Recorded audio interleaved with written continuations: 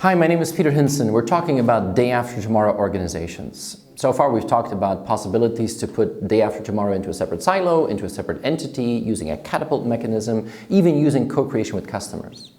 But maybe the most radical experiment that we see happening in the market today in thinking about the day after tomorrow is what Google has done with the creation of Alphabet. Alphabet isn't just a name change. What Alphabet is basically an exercise in a portfolio approach for day after tomorrow.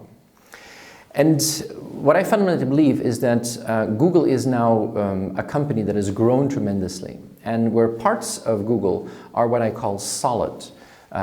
Take the search engine business. It's a part of Google that basically makes $43 billion a year. And there's no fluidity there, there's no super fluidity. But what Google has done is realize that they need to keep that solid part to actually generate enough cash to allow them to invest in the day after tomorrow. There are parts of Google now which are super fluid, like Google X, which is their secret research labs. They have fluid parts of the organization which are still actually growing and scaling up. And what Google realized is that if they want to maintain this enormous potential for the future, they couldn't do it in a one-size-fits-all approach. And that's why they invented basically the concept of Alphabet. Alphabet is not a name change. Alphabet is a concept where they basically build a portfolio of superfluid, fluid, and solid parts of the organization, and together they make up a portfolio that is together Alphabet. The superfluid parts are, for example, Google X or Verily, where they're trying to reinvent the world of healthcare.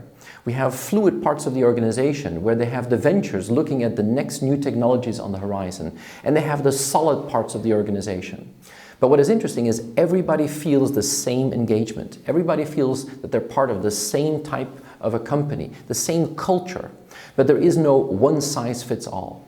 And this balance between belonging and feeling that you're part of something, but at the same time seeing that there are differences between superfluid, fluid, and solid parts of the organization is an exercise in portfolio approach for day after tomorrow. Google is one of the first companies to do that, but I'm sure that many companies are going to follow their example.